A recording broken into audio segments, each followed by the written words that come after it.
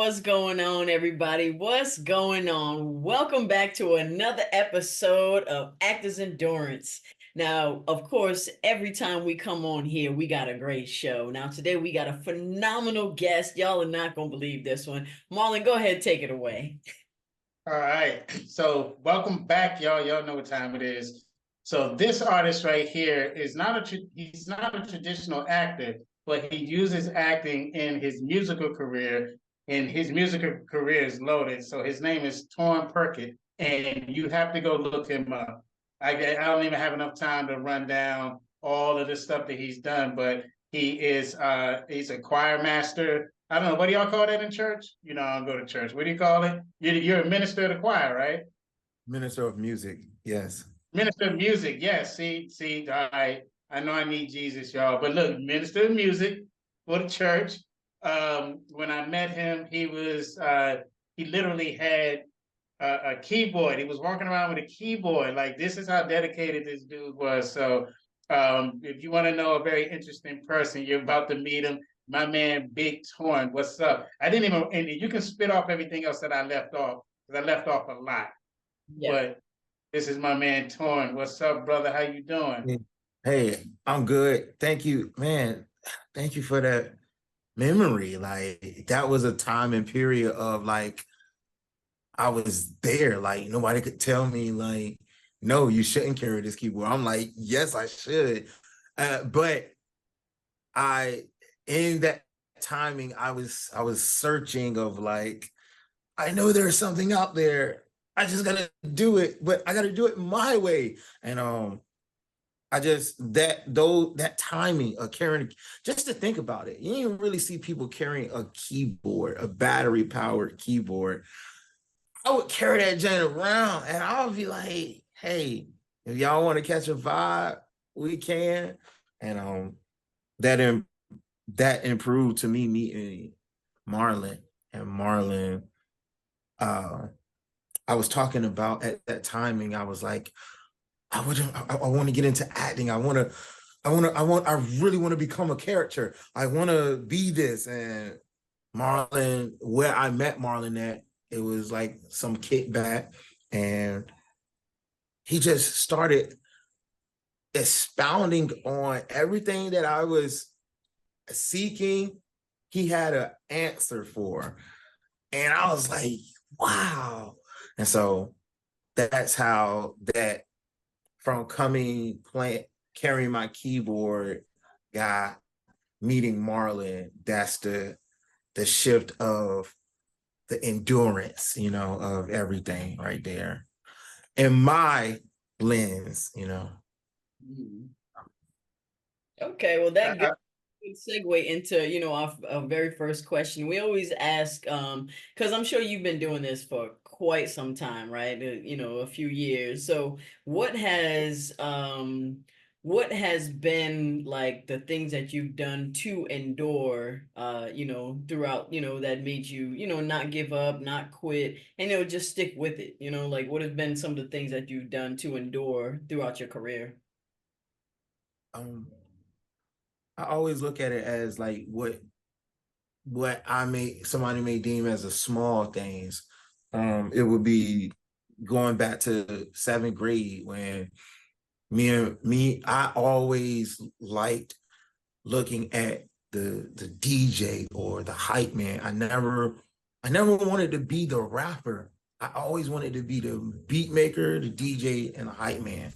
And I would come on bang after lunch. I'd be like, tell my homeboy, me and him, he rap, I made the beats. I was like, hey bro, rap right quick. I did the beat on the vending machine. My man started rapping. All the girls, so the girls started swarming over there, started doing it. And the teachers come and grab me like I was doing something tremendously bad. And I was like, hey, they grabbed me on. I was like, Tori, you can't be doing this. I'm like, everybody's in a good spirit. Yeah, but that's not the point. You shouldn't be banging on the vending machine. But the point is, everybody assembled. And those moments I just kept capitalizing on, as far as like when I would find those moments or it would be there, and I would realize that I can amp the crowd up, not being a rapper or a singer, but kind of like a Biz Marquee or something, where he'll do humorous type of settings of lines, and you won't pay attention to exactly that he's saying some just fun loving type of rhyme schemes, and you're going along with it. So those have been like the like big moments. Then when it's considered a big moment to the crowd, if I'm performing for somebody, it looks good because the person is on a high level, but the leading up to those moments is like, is it paying me?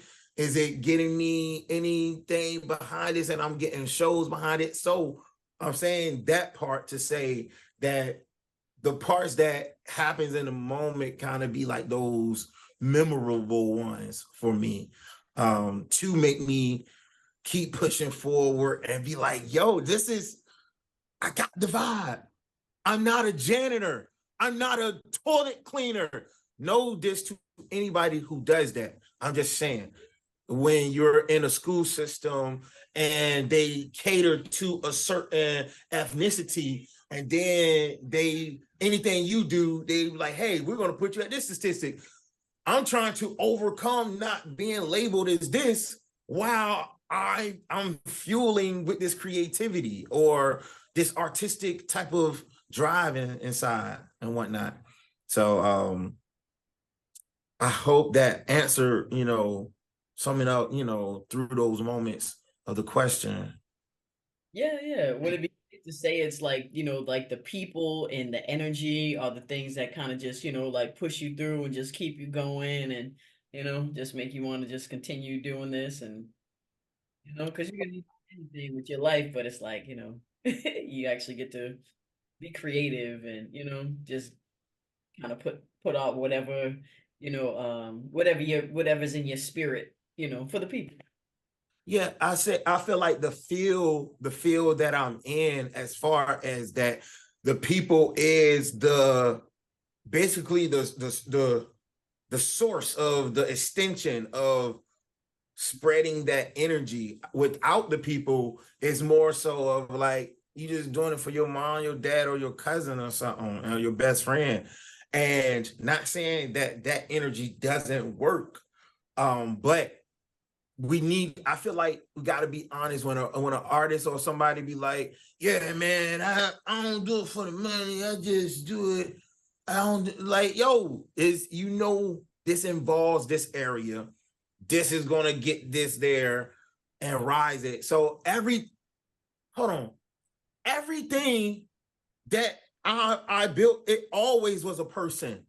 It was always meeting the next person who knew somebody else. And then it just connected. And depending on if I was ready to take the opportunity from either me being prepared or not, that's what either excelled me or held me back.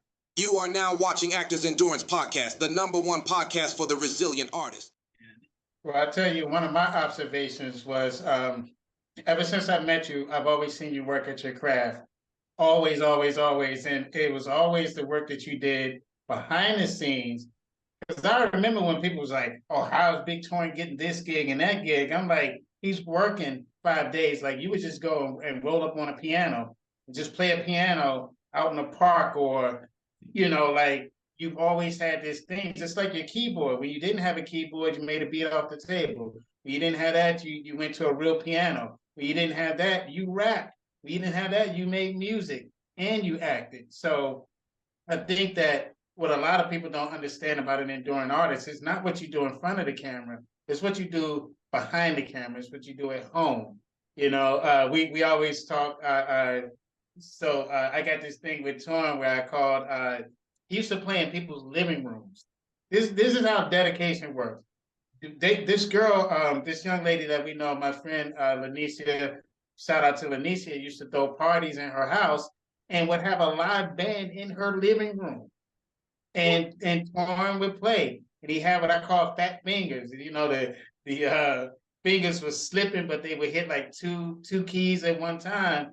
And I just watched him work at it and work at it and work at it. Now, before he got any of these jobs with the choir or anything like that, like those were the things that he had to overcome before he can even get trusted with such a big deal. Like I remember when you got that, when you officially got it, you know, when you started working with the choir, but that couldn't happen before you proved that you could handle that responsibility. So expound upon how just your daily dedication, whether you feel it was work or not, how was that affecting why you're sitting here now? How did that affect that? It was a inner voice that I always would hear. Like even in situations where I shouldn't have did it and I did it anyway and I would receive the consequences, I started following that voice of saying, hey, go here. Like just pull up here. And I'll be like, okay. And I'll go pull up there. And they were like, go play the piano. And I'm just following that intuition, that frequency, that vibe. I would literally go with that. And it started being that I would like know how to practice my craft. I just was like, I have to make sure I love what I do outside of anything. Like I would have a future. I can see. I'm a foreseer, so I can foresee different possibilities, and then I would choose an outcome. And for the last like 8-9 years, I chose the outcome of just following like the trueness. And before that, my heart was just more so like, okay, I just gotta do it. Like I can't think about if people gonna be like, yo, who is that playing? Who do that think he is? Or why is this dude ringing a keyboard? Everybody was saying that. I was just like, yo, I don't know why I'm doing this, but this is what I'm following at the time. And I want to say to anybody, don't worry about the timing or your age. Just go with it, you know? Just proceed forward. I didn't receive classical training. I didn't have piano lessons. So in that, my dad was he played the organ at the church, and my dad learned how to play by ear. So my dad showed me how to play songs. Then once I learned a song, he told me to take it up a half step and play it in that key. And from there, I just took that instance, then I taught myself how to navigate through the piano. So when I got in a certain situation of like playing, I knew how to play. So going back to Marlon saying fat fingers, I was like 23, 24 or something like that. And I just didn't know the extensions. Extensions is a chord. You got 1, 3, 5. An extension would be the 7 chord. So I just didn't know the extensions all the way. And so when Marlon would hear me, I saw myself there, but I just didn't work to the point. So so one time a girl told me, I was like, yo, how do I sound on the organ as the keys? And this was a shorty I was talking to at the time. And she was like, you definitely sound good on the keys and piano, but you can sound better on the organ. And I was like, oh. And so somebody came and named Mr. Lenny, and he showed me how to like do tritones to make my chords fatter with my left hand playing the organ, then my right hand extending the chord, then like instead of playing the root note. I don't want to get too musical for all that, but I just want to say every time I followed my internal voice, that God body, the presence of the universe, the creator, everything always was constant elevation. Causes expansion. Yes. Yeah, shout out to Rakim for that one, boy. That's still a line that I use quite frequently. Yeah. So actually, and we're gonna stick with the music a little bit more because you have DJ'd quite a lot too, and you actually had songs that made it overseas, right? Like you went you had some overseas success as well, and New York. Yes. I Got Soul was played in like different states. A DJ, he went to these different beat battles and he played in like Indonesia, Japan. It's even on YouTube and other countries and stuff like that. But it definitely spread around, and that was amazing. Thank you, Marlon. Thank you. Yeah, that is pretty cool. Yeah, I remember that whole time. But actually, yes, Jeanette, you got something because you know me. If I know I'm gonna just keep asking questions that I already know the answers to. But Well, keep asking. all right, so interesting enough, you did sort of a cross-pollination, so to speak, with your education. So when I met Torrin, it was right after that whole incident on the porch with the keyboard. I'm doing the keyboard because I remember you carrying it like a boombox. Yes. And you told me that you wanted to act. We spoke that day afterwards. Then you started taking one of my classes. And I can tell you with an honest face, when I saw you, I was like, damn, this dude is uber talented. I mean, you know, the way that you was in the acting class, it was almost unnatural that you were so natural at it.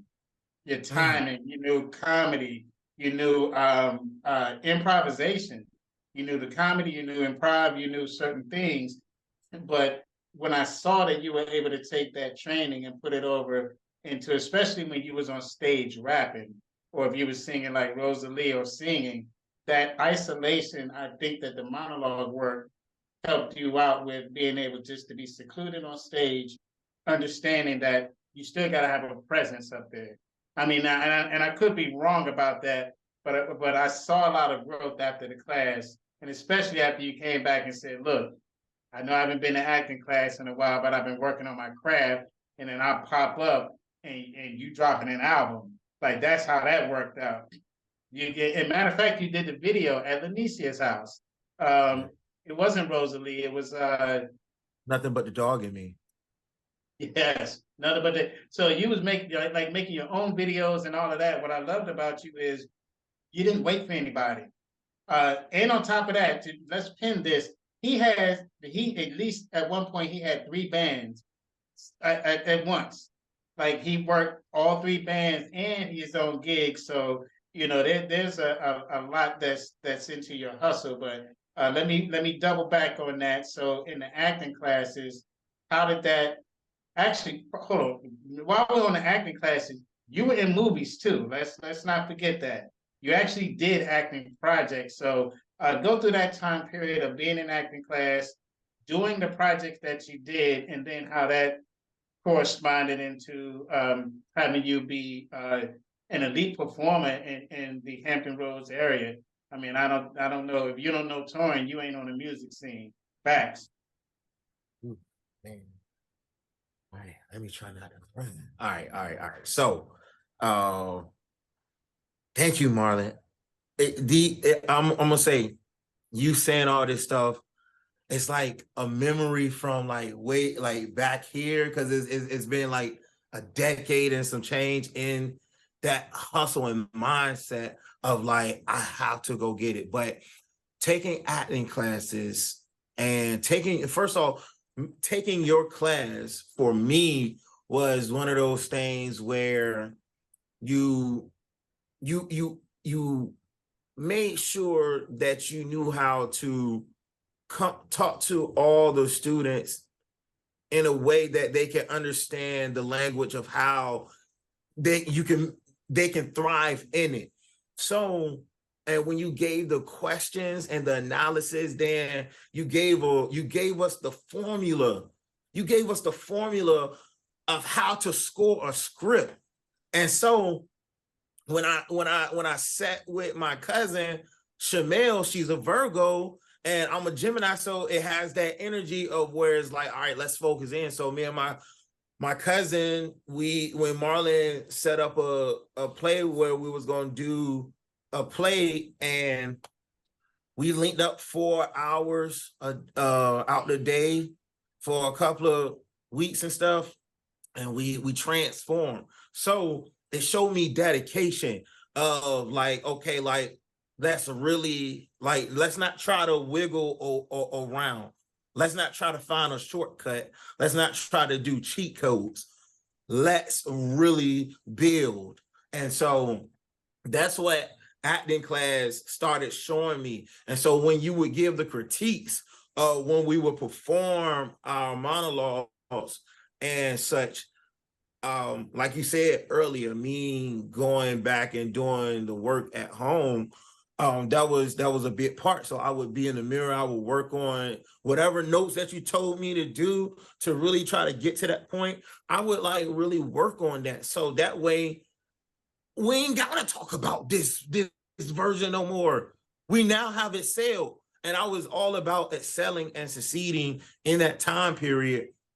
And I'm just grateful that I met somebody like you. You know what I'm saying? So I'm grateful for that. But transforming the music into the dedication, I never spent the time on the craft of music like I did with acting, and like 6 hours out the day and understanding like, okay, how am I gonna make, I gotta change my shoulders.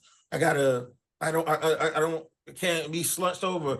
My neck probably gotta be high. I gotta think of having a little sister, which I never had a little sister. So I gotta configure these worlds together, but I gotta be dedicated. And that form transformed another version in my music performance. The performance started bringing in the monetary gain, and that's when I was like, okay. And I just didn't look back since. And so I if it was, I don't know, if it wasn't for the acting classes and but Marlon, you also are very detailed. So your detailedness made it so like, yo, you have to get this right. I know you want to move forward, but you have to get this right. And so moving forward, when I came to you and said, hey, I haven't been at the acting class, how that happened, if I figured it out. I was sitting there, boom, it hit me. I was like, I never put this much energy into my music. And I was like, I'm gonna focus on music the way I focus, because at the time I was planning on moving to Atlanta, auditioning for roles. Like I started getting roles and stuff around the community. I'm like, yo, this shit is really happening. So, but I was like, yo, there was no way about, you know what I'm saying? So there was no way I'm gonna do that without tapping into that. So yeah, that's been that journey. Still though, when you said me playing piano, I still play the piano at the Chrysler Museum. I went there the other day and people gathered around me and did stuff. And I'm going to do it if I get paid or not. It's something that is still there. That voice still tells me, hey, Tori, go to the piano room, just play. And I'm like, all right, I'll do it. So, yeah. Oh wow, that is really a true artist. Like again, like you said, you still play, you still go out and do what you did before you started, having a lot of success. You just do it because it's in you. It's just, really, I'm sure you just have a great time doing it. I think that's amazing. I think that's Mm. And then also too, I always think that I think me and Marlon spoke about this. The best artists, the best musicians are the ones that are great just entertainers. So if you know how to, perform, act, if you learn some of those skills, it just makes your performance on stage or in front of the audience way, way better. So it's not only about your music, it's just, also about your performance. I think that's a great thing when you can, combine the two. So that's Yeah, amazing. thank Mhm. you. That's I think also orating, speaking, then elocutionist. The elocutionist is a person who's able to speak eloquently and know how to speak with sincerity from the heart. And they're knowing when they speak, they know what they're saying. And so coming in front of people, also going back into acting, Marlon used to make sure we articulate and had the diction, the, the, the, ah, ah, oh, making sure we got that diction right. So I translated going in different rooms and environments, like different cultures. Music puts me like the piano puts me like worldwide. It's the producing connects me with artists and other forms of people who's in the works of, hey, I want to get something done. Because I'm as a producer, I'm like, don't call me about an idea. Call me when you're ready to execute. That's who I am. So that circulates with artists and things like that. Being a performer, it's kind of like playing piano, but it's more like finding the song. I always go when I'm a perform, I go for the home run. I'm going to perform the home run every time because it's a home run. So, not saying that I wouldn't switch up my songs. I'm just saying I'm going to get a home run. So, I would go to Performance Playground and I would practice the song through thick and through thin. Okay, Marlon, very detailed, and this is a part of the switch of like coming from me doing improv and focuses on doing monologues. You would see me less doing those. Then I started doing my song, thick and through thin.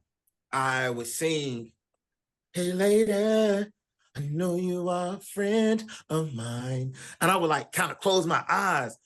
And it was hard to like try to open my eyes to see people because I wasn't used to that. And Marlon was like, you gotta open your eyes. It's like if you close your eyes, it has to mean something in the set. He was like, so he would break down. He was like, when Luther do that hand movement, he was like, that's Luther. It's Luther, or he'll close his eyes like, baby, hello. And it means something. It's a part of it. So you can't just be doing stuff when you're performing without practicing. So I went back, and then he was like, yo, Torrin, I performed, opened my eyes, and I'm looking. Now he was like, yo, perform to the ladies. He was like, the ladies would give me good reception. He was like, yo, you a teddy bear. The ladies love you. And I'm like, okay. And I'm like, so what do I do? He was like, I was like, what's the man right there? He was like, yo, dot the man up, saying, you know what I'm saying? Go to find the connection with the lady and sing to her. And Marlon, didn't I come back? I did it. I was like, and so I did it. So this is what happened. I was like, the music started, then I did it, and I caught it out with somebody. I was like, hey, lady, you know you are a friend of mine. And she was like, ooh, yeah, baby. Okay, I got my answer. And so, you know what I'm saying? And so I would try it out. If it worked, I just proceed forward from that. So that's how I was able to apply the knowledge of acting with the music. I mean, I feel like they really combine together, you know, a person who don't really, I mean, I also wanted to make money from, okay, can I say this? Mhm. I am a multi-artist. So when I'm in a role of like being a performer, I'm I'm here about now. I'm thinking about reaching out to the band, setting things up, making sure everybody is straight because I gotta execute this sound sonic. And then when I'm in piano mode, I'm retaining. I'm in maybe being creative, but just retaining and expanding. When I'm in producing mode, I'm all about creating, but also bringing this, I call it structured chaos, you know, or chaos that's structured. And I come in and everything we do, it can expand and it can come in, but I am the glue that shape that together. And so when I'm in like just like straight, what, so I got piano, I got performance. Then when I'm in acting, I'm like, man, I'm kind of nervous when I'm acting because I'm making sure I hit my cues and everything. It's all about being on point. And so everything is a different focus. And the last one is being a coordinator. When I'm a coordinator, I'm business. Don't hit me up if we ain't setting nothing in stone. I'm not texting back. If you're not hitting me up with everything, I'm just saying that's coordinating zone. But other touring and producer and creative free, I'm like, oh yeah. But coordinating, I'm trying to execute. I'm trying to get everything done. I need all the details, and I need us to be with one accord and planned out. So I have to. My world was, how can I blend all these things together to make it like how my fingers just come, just make it work. So when I need to hop in that mode to switch over, I can do it at 100%. But yeah, it can get taxing. It's like, you know, working with an artist and the artist, you trying to, and they can't really sing or something. Or working with a person who don't want to pay, but you see something in them. Or just working with somebody who's not on time and stuff like that. And they love you and you love them, but it's a certain point. But it's like, how much dedication are you willing to put into what you see for this? And that's the part where I play the piano every week or something, is because I was like, if I don't get paid from this, if I don't have anything, I still just love to do this and play. So that's one of the reasons why I do what I do as far as like playing the piano. Is it's therapeutic. The root chakra is in the key of C. The solar plexus, the sacral chakra is in the key of D. The solar plexus chakra is in the key of E. The heart chakra is in the key of F. The throat chakra is in the key of G. The third eye chakra is in the key of A. And the crown chakra is in the key of B. So you got the whole cycle going up and down, and the energies point. So I correlate my music along with the study of when I took the acting together, as far as like making sure I manifest. Gangstar got a song called Manifest, and I want to make sure all like I live on, you know what I'm saying? And this it's music, artistic form, but like this is called endurance. And you know, me and my brother coming closer as like in the last few years, and like talking to each other, and that like that's what I'm saying is, in doing these things, all these other factors is going on. How am I going to like still drive a whip and pay for the car note off of doing a creation? How am I going to pay this bill from doing this creation? How can I create multiple streams of income from each thing that I just named? How can I make this synergy work and keep growing? And so, you know, that's the time when, like, I don't go online telling everybody, yeah, I made this much money or from this and that, but I gotta make some bread, yo.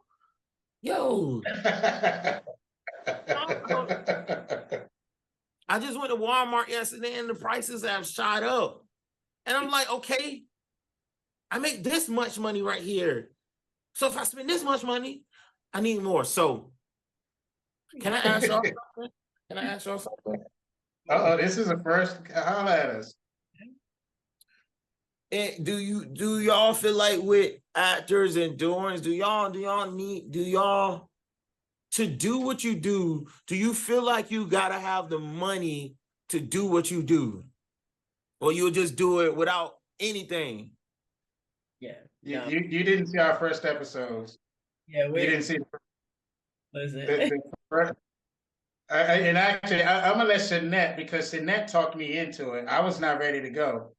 I wasn't ready at all, and she put a lack of a better word, "fuck it, let's do it" clause in there, and I was forced to. It was uncomfortable for me because I felt like I wanted to set a certain way and all of that, but nah, she'll explain that mindset because she taught me that. Yeah, well, I think Marlon is just more, I would just consider him more of a perfectionist, you know? So he's more of a perfectionist. I'm somewhat a perfectionist, but like you said, I'm more about just fuck it, let's do it. You know, so if we got an idea, what are we waiting on? If we have we just need the basics in order to, figure out how to get it done.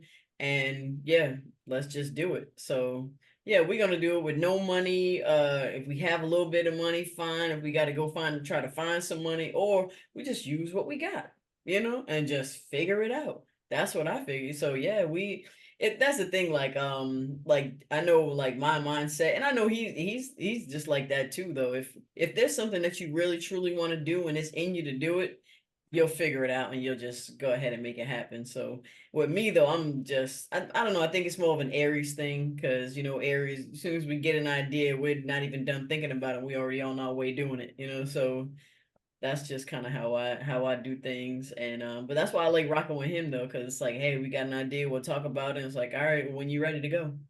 When are you ready to get started? So yeah, and I think that's important for all artists, I think too, because there's never a perfect situation. There's never going to be the perfect timing. Especially as artists, everything that we do a lot of times is expensive. So like you said, if you didn't have the piano or the keyboard, then you'll just go make a beat on the table or the vending machine. You just use what you have.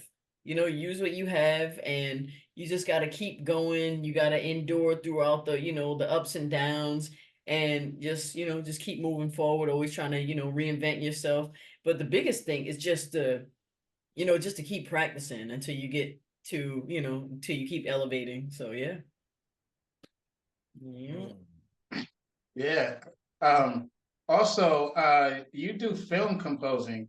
How is that different from composing a beat? Like, you make beats, you play music. I think you read music now.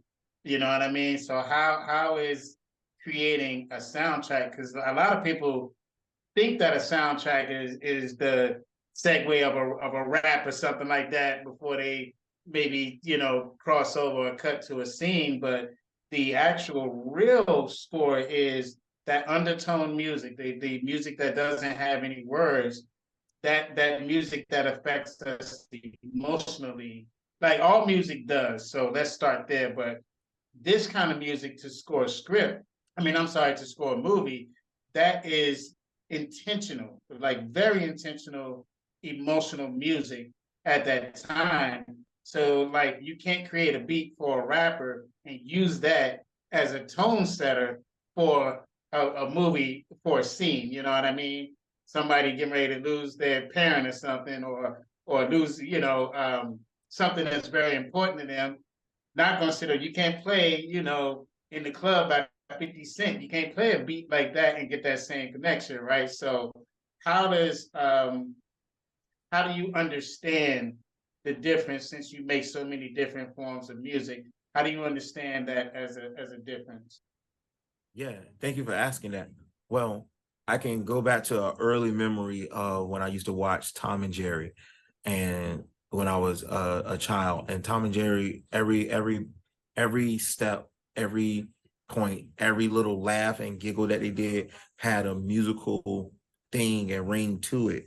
And I'll always be so intrigued with the styling of music that they would have. So when they would do do do do do do do do do, and so that always stuck with me. So when um I feel like going back to just doing what I would be doing, I would be introduced to somebody saying like, "Hey, do you do film music or something?" And I would try out minor chords and seeing how undertones it would be.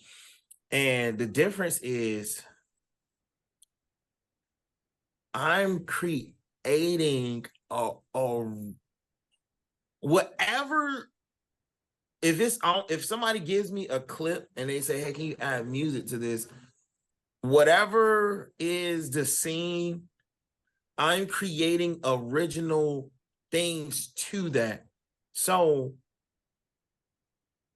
with that, I have to come with a different side because this is not about like super freedom. It's more about finding a teamwork for the overall production. And so whoever is the, I guess, producer, the financier, whoever approves of that is who I answer to.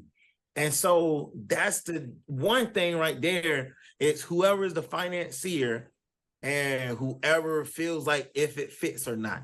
Somebody else can say, "Yeah, this is good, but let me let the person who financing this," and they be like, "Sorry, Tony, we got to go back with somebody." So now something that I was like, "Oh, I'm ready. I spent time on this," and they say no, and I'm like, "What?" So that energy is, I feel like it's enticing too because it's a challenge, especially like if you know how to like do what you do at a high rate and a high level, and then it sells you every time you do it. I feel like for me, it's an enticing feeling, but also like I feel like you gotta have a contract. Like, all right, if I do a second one, it's an extra $100, just depending on the film. I'm just saying, like that jank is a lot. So you see how I'm saying that? Film composing can be it's a process. And it's very different than just producing. And it's a lot of back and forth communication. Hey, is this the sound you're looking for? And stuff. Yeah. Long as the check right, I feel like that. Hey, I'm not saying I gotta be all about the money, all about the money. I'm not saying that. I'm just saying with film composing, it's a strong energy that you have to really tap into because it's a whole overall production. Oh yeah. Well, the You did it live too. like as an artist, no matter what kind of artist, the money is important. The money's always important. But of course, it's not the only thing. But I definitely understand what you're saying because you can be really great and excel at something, but it's a completely different thing when you're collaborating with a team because now you have to take your skills and your expertise, but you also have to match the energy of the person that you're working for, working with. And, you have to be able to give them what they want, so it's, it can be, like you said, a lot of back and forth. It can be a little more challenging than just creating your own, your own project, your own music. So Yeah. He did it live too. He did it live. I directed a show that had a black opera singer in it. And I had Torrin score the entire play live. He sat behind the curtain and just played like he was talking about the Tom and Jerry theme. He was playing those type of tones and So when the play would get a little darker, he would go into the deeper chords, and when it was happy and funny, he would go into the lighter chords. He also played the intermission music, like it was all live, and that is one thing that I kind of liked about Hampton Roads. You would get shows where your the band would be on the stage or the band would be in the orchestra pit, and you would get that live performance and the band playing along. But in Virginia, what happens is it's a lot of gospel plays, so that band down there is really predominantly play gospel music in a play. But this one, it wasn't a gospel play, so he had to actually really score it from the tone and doing it with music that no one was familiar with and playing with an opera singer. Like, I don't think people don't understand. Like, you may not understand what it's like to be in the presence of an opera singer because they don't fucking play, okay? When they blow, they blow. Like, it ain't, this is Superman. You know what I'm saying? This ain't no average person. So that's a lot of pressure. Mm-hmm. But I know that you play live a lot. You actually worked with Rakim. You worked with Big Daddy Kane. You also worked with Jazzy Jeff too, right? Yes. Yeah, let's run. Okay, hold on. So you have worked with, you said Rakim, Big Daddy Kane, Redman, Hippy Sabotage, Avery Sunshine, Nas, Dave East, Keith Murray, Fred Hammond, and I'm sure a whole bunch of other people. So I want to clarify. But I opened up for these people, and I some background with Fred Hammond recently. Wow. And I with Jazzy Jeff, I spent the week at his home making an album with my best friend, and Billy Mercury. Billy Mercury. That's my best friend. Man. He was selected as the chosen one to work on the album for a week. And he had a choice to bring some people with him. And he had ended up selecting me and Blake Johnston of the band that we're in the grouping. And I got to meet John. So backstory about me. LL Cool J used to be my favorite rapper. Fresh Prince, I used to like all the fun stuff. And DJ Jazzy Jeff. So I knew all of that and watching Fresh Prince. But then I meet Jazzy Jeff and I'm trying to make sure I'm just chill. I ain't want to be that, hey yo, what's up, bro? Like, let me at. And there I'm in his kitchen, his wife right there. So I'm being cool and chill. And he's an Aquarius, I think. So he real chill. He real laid back. And I was grateful to be in these type of things when y'all just name like me doing these things, open up for these different people. It goes back to me banging on the table, being on a joint, carrying the keyboard, carrying the boombox, and those moments. I opened up for Rakim and Big Daddy Kane.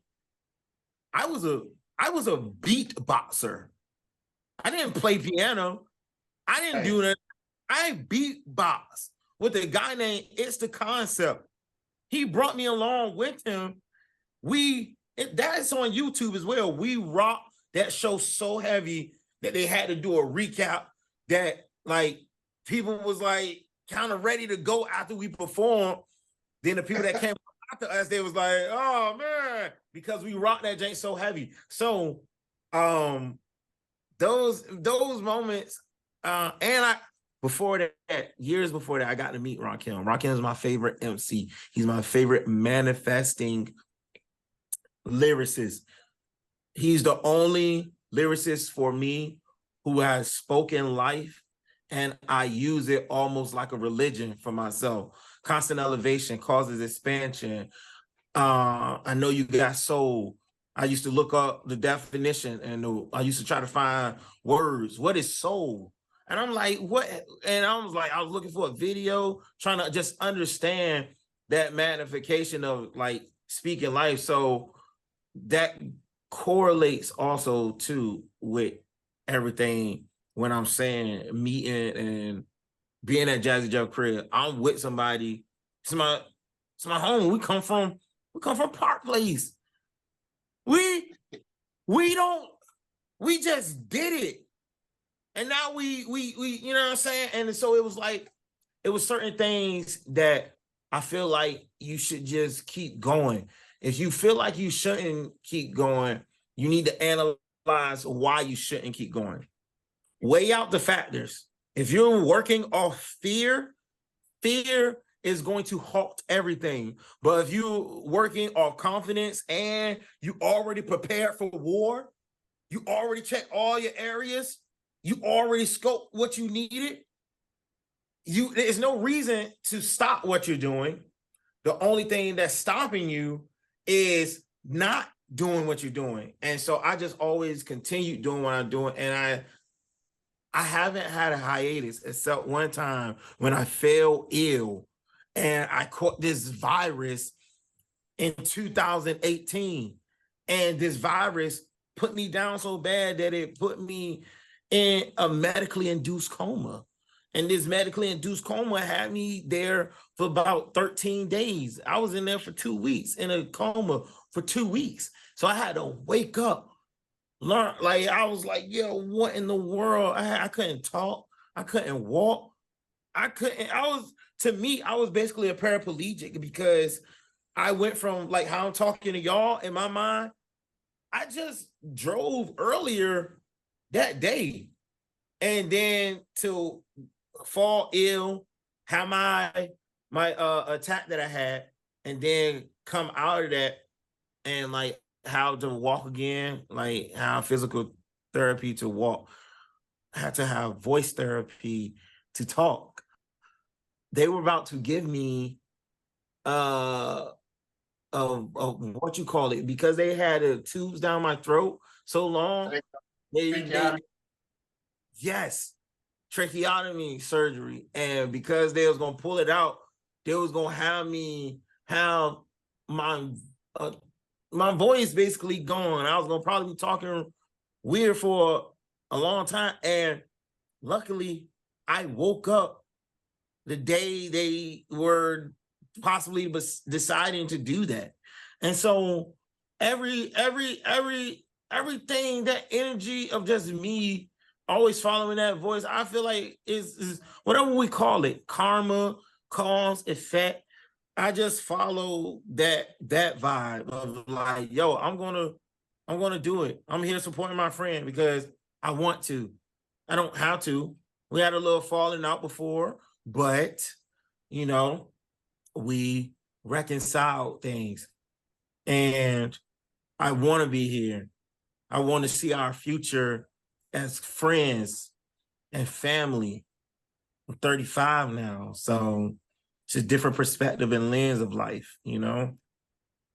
Well, speaking of which, let me give a shout out. First of all, your cousin Shamel Hawkins, that's my girl. Shout out to her. Secondly, I want to shout out Ashanti because she took me to the hospital. And when she got there, I love me some Ashanti. She walked up there talking shit, and she was like, "This is my boy Torrin. Y'all don't know who you have in your ICU right now." Like, I still get chills, man. That this whole thing chokes me up because I remember it. You came to me right before it happened, and then I went to go see her in the hospital. I still get choked up about it, but I remember the love that Ashanti gave, letting those nurses know you don't fuck with his throat, and you save him. You save my friend. That's what she said before we went in the room. Y'all save my friend. You don't know who he is. You don't know how great he is. You don't know how special. This just ain't some Negro from Norfolk. This is somebody of a higher caliber. And I don't know if that affected it. You know what I mean? But I do remember her standing up. And I just remembered you hooked up to all those machines. And believe it or not, y'all, what was it, about 2 or 3 weeks later is when you threw this big party off of the song that had went international. Mind you, when you got sick, you was working on a music video up at the venue, or you were working with somebody up at the a guy named Young Money Young. I was playing background and keyboard and whatnot. Yeah. Yeah, and basically, for lack of better words, like you was like almost ready to check out, and you're still working, not even realizing that, that was a close time. So, and then to get up and re-walk and all of that, you got back up, started dancing again, like it was almost as if nothing happened. And I don't think that people understand how resilient you have to be to have everything taken away from you, start all over again, get your mechanical skills back, get your mind back, and still go out and pursue without getting a 9 to 5. Like you still woke up and was like, fuck it, I'm still on what I was on before this happened. Like nothing changed. And I always admired you for that, because that's it's rare that people touch death like that. It's rare. And it's rare for them to come back into a form, but you came back better. And it's almost like you're a Scorpio, like you burned and then you blossom into something that was, in my opinion, way more powerful, because now your story is more important. Like something like that. Like I understand why 50 Cent is so fearless. If you get shot and you live, or you survive a terrible accident or something, you ain't afraid of death anymore, and you actually possibly live a little bit better. And I think that I've seen that with you since, because like you don't take shit for granted no more. When you have an experience like that, you don't take that for granted. You don't take any trauma that you overcome. You don't take for granted anymore. I don't take walking for granted, because I know that I didn't do it for 23 years, right? I don't take it for granted. I know how precious it is. So how has that experience really, really, really, I don't even know if you think about it much, but when you do, how does that, is that a part of your motivation, or you just like just something that I just do? Yes. It's multiple layers in that, but I'll say this: the life had changed from like 2012, 2015, 2017, 2019. I came from an era of, majority of my life, it was CDs, putting out CDs, mechanically printing them up, doing that distribution and everything, and going to the studio and all that. So I didn't have any music online. I wasn't like too business savvy with like streaming things, because it was fairly new. So when I got sick and that happened, and I woke up and I was able to, I was functional enough to at least pick up a Bluetooth, and it was heavy as a mug, but I was able to pick it up, and I listened to a song. And by this time I knew it was a near-death experience, and people told me that. And I listened to my music, and I was like, oh my God, I could have died. And I don't know if my family would have been like, let's do this for Torrin, y'all. Let's get his password. Let's do, I don't know if people would have done those things, but I didn't have anything out from what the people knew me for in my area. I didn't have no music out online. So that was a big change for me. Like that, like changed my mindset of like, I got a chance to see, like, all right, if I die, like what type of love I got. I got a chance to see that. And I'm like, oh, okay, wow, this is crazy love. And so if nobody wants to experience a near death, but to know the type of love that you would get when you transition to whatever realm of afterlife, that's a powerful thing to understand, of like, okay, what I've been doing with, if I'm talking in astrology, my Venus, that's your love, what you share with others, how you act with others. I wouldn't say nothing bad, And so waking up out of that, it changed my perspective of like, okay, go for it, do it in that timing, but don't always think about, oh, death is around the corner. Just move in that and solidify, get everything you need out. And so, boom. And I started moving in that. So now I got multiple albums and things. You can look me up. If you're watching this right now and you're in the future, maybe you're in 2026, maybe you're in 2028, maybe you're in the year 2142. You're watching this, you can look me up. I got multitudes of things. If you don't believe me, type in Big Torrin. And maybe by this time in the future, I might just be going by Torrin Antonio. Yeah, I love your energy. I'm telling you. I love your energy. Oh my God. Oh, Wow. yeah. Well, I'll tell you what, you've already answered the why, you've answered the endurance. So we'll hit you with what is your superpower? You got a lot of them. You're like one of them X-Men that can drain somebody's power and then use it, or mimic and use it. It's like you're so multifaceted, and almost everything I've seen you touch as you have not only embodied it, but you made it work and made it work for other people. And I think that this is why people want to work with you so much, because you're a Gemini, but you're like water. And you've been able to adapt to so many different things. And it's a natural thing. I mean, your acting was natural. Like, you were the one with the least experience, but you were always near the top of my class, if not the top. Always. You were always there. So I think that your superpower is knowing that you're an entertainer.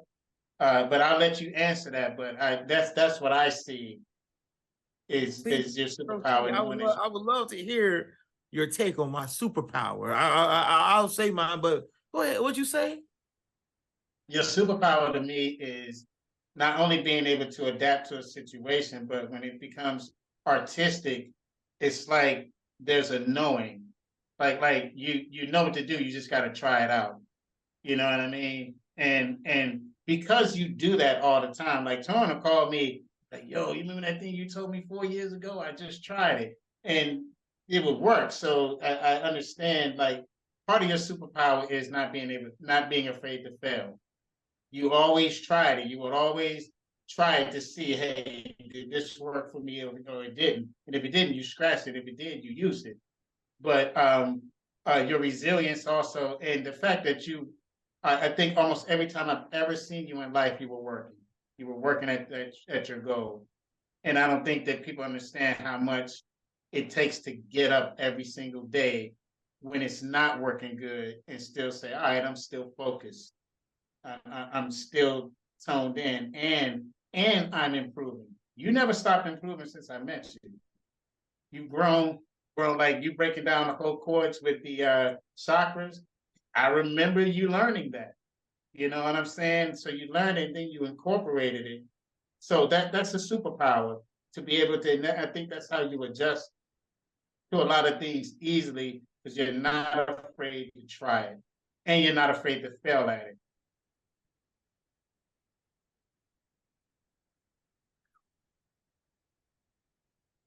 Hey, all right. Okay. Man. Okay. Oh, for that. Hey, I have stuff going on in my life, and I gotta build my confidence daily. I have to like build myself up daily. I have to encourage myself daily. Thank you for that. Ooh, I needed that. All right. So part of my superpower that I feel, I was just talking about superpower too.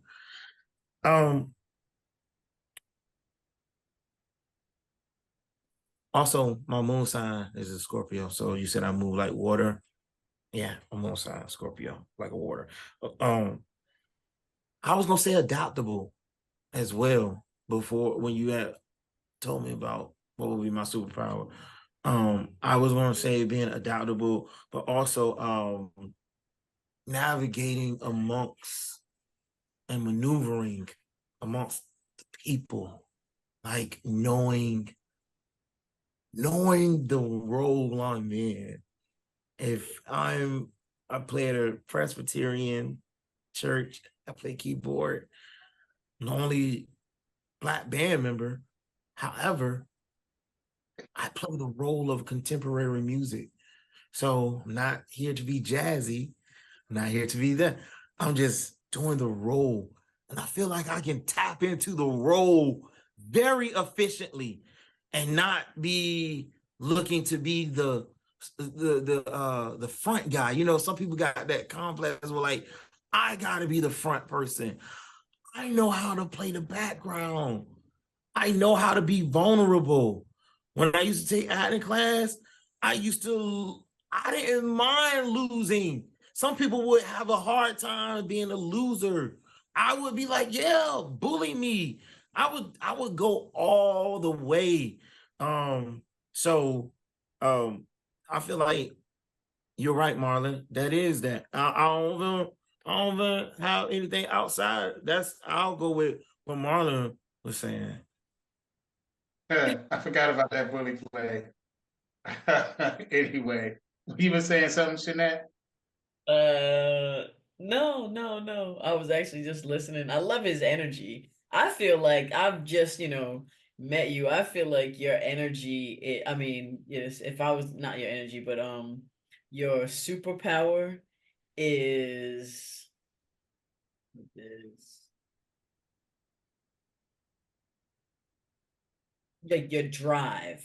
I feel like that's your superpower. Like you just have this like it's just in you to just continue to push forward, like no matter what. I feel like you get up every day and you're just ready to go like full steam ahead on whatever it is. So that's why I feel like your superpowers, I feel like you just can't be stopped because you just have this drive about you that no matter what, under any circumstances, any condition, you're just gonna keep going on whatever you're doing. So that's why I feel like your superpower is just unstoppable. Man, did you grow up in Virginia? You hit that on the head. Just that's what it seems like, but yeah. Yeah, you're a resilient dude, man. And I used to always say that, I try to give people their flowers, especially when they deserve it, because you're right. It takes a lot for for an entertainer to trust what it is that they're putting out there without feedback. And for one, it takes a lot of balls to actually put yourself out there like that, and to do that and then be judged by whatever it is that you put out there. Then you got to stand beside it. So I don't think people understand like that's a lot of pressure for an average person to deal with. And you are at this point, you are a public figure in the Hampton Roads area. There's no doubt about that. So you always have a pressure of not only people wanting to perform, because when you're good, they want to perform with you, you know? And you also, like, this is what I love about you too. You put people on the way that they put you on.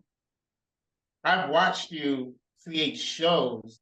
And you was like, yo, I'm just chilling. Like, I think the first show after you got sick was putting your brother on and putting on Ashanti, and it was a bunch of acts. It either happened right before or right after. You put a bunch of acts together. I think me and you did, we did an improv in a scene that night as well. So the whole deal was that you wanted to show that Hampton Roads had talent, not only in music, but in acting, and you put a lot of people on. And I think that's why people really look at you and revere you in the way that they do, because they know that like you was acting in love. Even when you came down on them, you was acting in an act of love to make people better. And people got better when they were around you. I know between Third Eye and Concept, and there was a couple of other people who elevated when they were in your presence and you guys were working together. So that I saw with my eyes. So I've always said the fact that you had 3 different bands playing during the same week and had 3 different sounds, totally different sounds, 3 totally different setups. that shows that you have a creativity that is broadened, or is broader than what we are accustomed to seeing. Most entertainers can only do maybe one, two things, but you're able to do a plethora of things, and this that you haven't even tapped into yet. You're so busy with the other stuff. You haven't even put your bands together. You know what I mean? Like we talked about that whole how to work your bands and Big Torrin Entertainment. The fact that you have that much going on and you're still grounded, no arrogance. I mean, Shanette, this dude has no arrogance. I've never seen him be arrogant. And uber talented, more talented with people that he shares the stage with, oftentimes. And he never had. That's another thing. Your humility. The term. What are you? 6'1", 6'2", you know, and he's a teddy bear. You know what I mean? And that is it's a quality that it's missing. It's missing, and the fact that you bring it out, it puts us closer to what an artist is really supposed to be, not check chasing, actually purpose chasing or purpose fulfillment as opposed to check chasing. Yeah. So do you feel that that's who a part of that's who you are? Yes, I do. And it's all of those things that you name comes with a polarity. Having humility comes with, you have to then come stern. You have to then come assertive. All of those things has to be structured enough to where you can still communicate with people. But I started having to put myself, first. So when you're doing all that work and energy, you got to look at like, what about me? You know what I'm saying? And I don't think that's a bad thing. It's just at a certain time, that's gonna come taxing on you. You're doing everything for everybody else. Then this side for you is like very low and stuff. So once I started focusing on myself, then I knew how to really excel when I work with people and stuff. And Marlon, I want to say, my mind. I've been studying Marcus Garvey, and just to even a little small piece. When I was like, man, I want to play Marcus Garvey. I want to do this. And then Marlon met somebody that wanted to write about Marcus Garvey or something like that. And I'm just paraphrasing, but I'm just saying my energy, like if I'm just moving in that, I just study like Marcus Garvey, and I wanted Marlon to be the one. If I even play him some type way as a theater joint, I want Marlon to be my guy who trained me to be Marcus Garvey. And I'm just saying, you seen how that happened. So that's how I also feel like a part of my superpower is too, where I can like think something, then it's just like it can, by me just being in that energy, it can just like appear or something like that. So yeah. Speak it into existence. Use your words. Yeah, what's cool about this is you've spoken, like after your near-death experience, Shanette says all the time, she wants to die empty. Is that your goal? Die empty, meaning that you're going to do all of everything you ever wanted to do in your life. Is that a goal for you? Yes. I seen what's the dude from Wu-Tang, RZA. And when I seen him start doing like movies and soundtracks, I was like, I want to do that. And I seen Pharrell do Despicable Me, and I was like, I want to do that, but also be the film composer and do the soundtrack. I was like, I want to do what Timbaland do, but I want to do what Timbaland do and what Brian Michael Cox do, and I can do it better. So I'm not saying I'm better than them. I'm just saying that's what it only used to be back in the day. It used to be one thing. What's that one thing you want to do? I want to do all these things. I feel like I sound like Will Smith right there. And, but yeah, everything. I want to die. I do want to die empty, but I wanted to be like everything that I centered my energy to, intentionality, let it spread outward. And yeah, I will be greatly satisfied with that. But let it be positive and let it overcome the negative things that's going on in the now and for the future. Let us come together as a harmonious beings of people. Let us not worry about if you serve Jesus and I serve God. Let's manifest the best possible versions of us. So that's why I'm at with it. Yeah, that's beautiful. And I got that from Les Brown. He's one of my favorite motivational speakers. And he said in one of his speeches that the graveyard was full. He said the graveyard is like the most valuable place because it's full of the most ideas, you know. So that's why he was like, you know, a lot of people die full of all the things that they wanted to do and thought about doing. So that's why I was like, you know, the goal is, you know, to die empty, you know, die empty. So while you're here, do everything that you can possibly do, and you know, but that's where I got that from.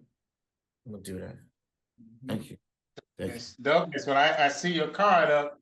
You ready to ask him something else? Because you know I need to stop because I'm gonna keep asking shit. So let me. I'm gonna fall back for a second. Yeah, I was pulling up the martini questions. Uh Sure. Oh, yeah, because so you know what the martini shot is, right? You know it's the last, pretty much the last shot before the last shot. So Okay. but I got a good question before we hit the martini, right? So I would love to do this if you're down. This is up to you, okay, Torrin? This is up to you. After we Okay. do the martini, it's only 5 questions, 5 quick questions. After we do the martini, I would like for you to let the people know where they can find all your stuff, and you know they can listen to all your projects, you know, where they can follow you.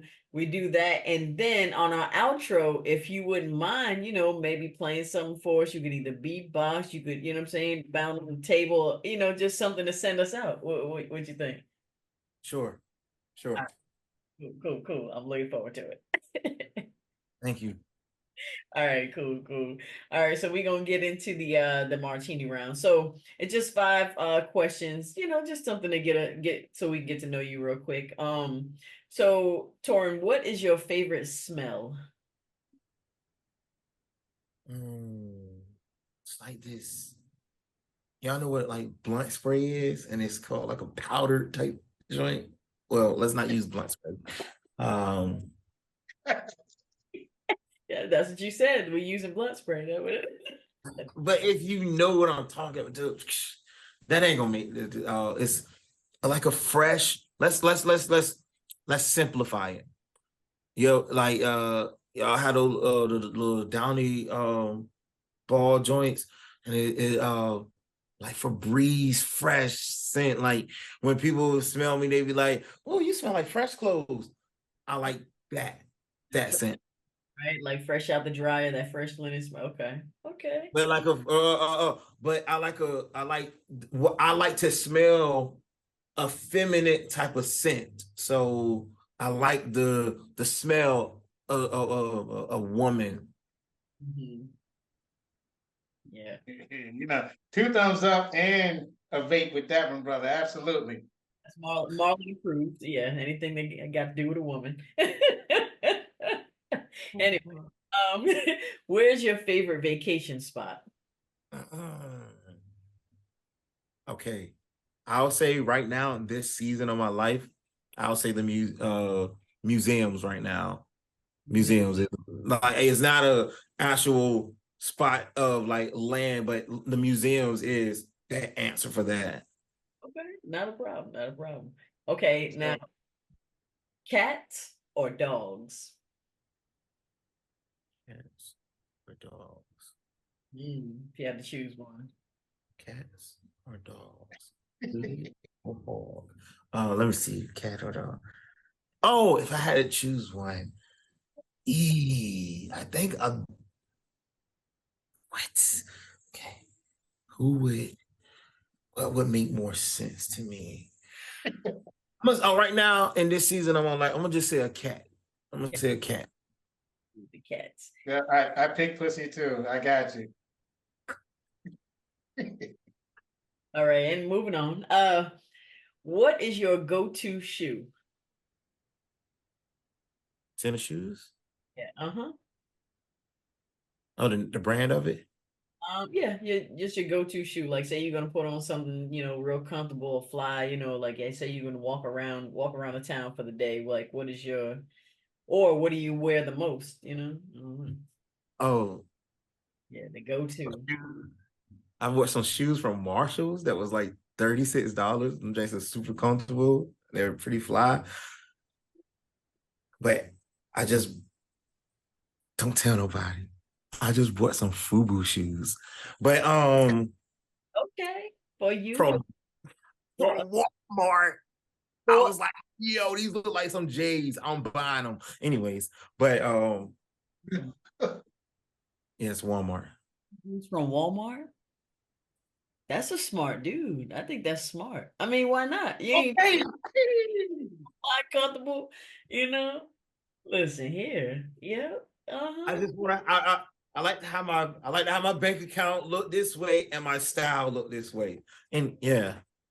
Smart, smart. Rich people Okay. a lot of money. That's all I'm saying. Um. Anyway. And last question: what is your favorite time of year? What season? Spring or fall? Spring or fall, those two. No. Summer, winter, spring, or fall? What is your favorite season? Favorite time of year? Mr. Most Wonderful. If I could have a mix between spring and fall, where I like to wear hoodies and stuff, it can still be cool, but if I can still take it off because I still want to like dress and be fly. So spring and fall. Oh, fall. Sprawl. What's it? Spall. Hey, yo, I did say that sprawl. Can I say spring and fall if they were like a sibling of each other? Not a problem. You like the cooler months where it's not too warm, but it's also not too cold. It's like that cool. Yeah, yeah, yeah. Your favorite time of year is fall. Yeah. Yeah, yeah, and I can dress more. Like I can wear a hoodie, I can wear some sweat, I can wear I can wear a vest over the hoodie. You know what I'm saying? I can put the hoodie on and I can be like, whose world is this? Like I'm in the 90s. Like I do all that and all that time. Like, you know what I mean? Exactly. Okay, okay. I'm with it. I'm with it. Oh my God. I'll tell you what, y'all. This has been an amazing interview. I told you have great energy. Torrin, the music producer, the pianist, the organist, the film composer, the performer, the coordinator, and minister of music, along with being a preschool music teacher. I mean, Mm. constantly elevating, and we gotta have you back on the show. You know that, right? Oh, I would love that. It's an honor. This is an honor for me. Yeah, because I'm sure you do a lot more things that we didn't even get to, touch the surface on. But Yeah. right.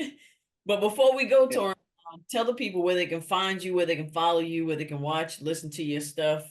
Let them know. Yes.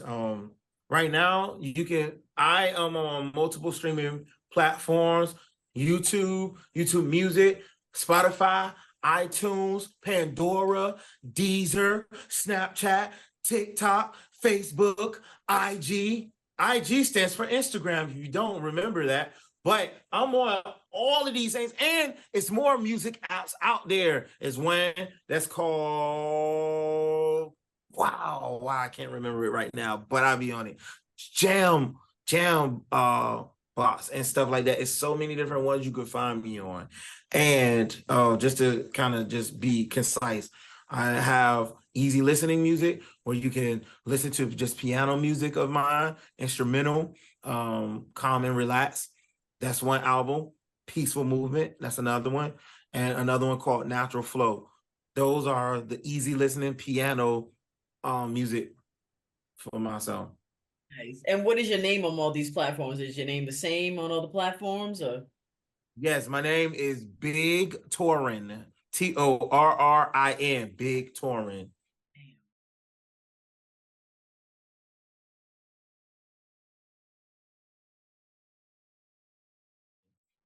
Bam. Okay, Big Torrin. So like I said, it's been a pleasure. And now it's time for you to shine. It's time for you to shine, brother. Go ahead and take us out with something. Whatever you want to come up with. You want to beatbox, you want to play the table, whatever you want. Improv skills, baby. Improv skills. Come on. Yeah. Come on.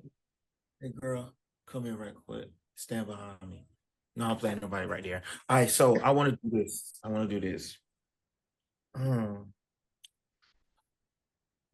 got this verse right quick.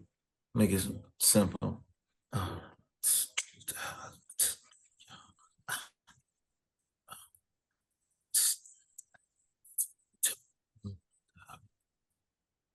My name is Big Torrin. I'm on a certain vibe. I'm feeling good today. My frequency is aligned with all I have in mind. I'm utilizing my imagination, creating my unique design. It's constant elevation as I proceed to climb, manifested by God, so all you see divine. I'll provide the vibe to help you ease your mind. So sit back, relax your feet like you see recline. I'm not here to talk how I'm pop is best. I'm just making good music like Kanye West, like Keith Sweat. I want to create a great idea and share it with the world like concepts, mama. Not to brag like Ashanti Harris sweat, be on high beam, allowing God to guide me. My crew right beside me, somewhere on Mercury is where my third eye be. That's word to the tribe. You know we keep it live, cuz. Yeah. All right. Yeah. Love that. Vintage torn there.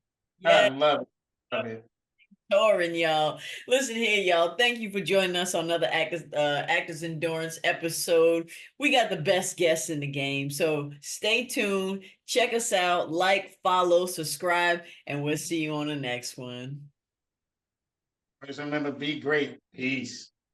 Thanks for watching Actors Endurance Podcast, home of the resilient artist. Don't forget to like, follow, and subscribe.